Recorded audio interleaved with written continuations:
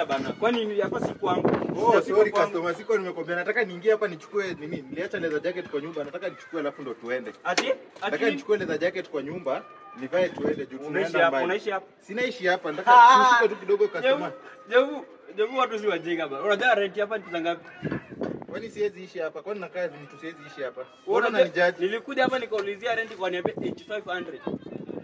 Kwani si 85? Hiyo ni bed sitter. Bed sitter 8500. Oh, sawa. Si wacha nichukue, lakini mbona unanidharau? Wewe ni mtu unaishi kwa 3 bedroom hapo. Lakini usiniambie basi nikasema mwingine umekuja hapa. Nachukua leather jacket tuende. Si nimekwambia nini? Mbona unanidharau? Kwani sikai kuishi hapa? Ama uko na mama hapo ndani? Customer. Wewe fanya aje? Bana cheki twende bana. Fanya aje? Chukua kitu kingine uende. Hata sikubebi. Kwani mbona unanidharau sasa? Ama unataka kunitia wakora? Mimi sina pesa.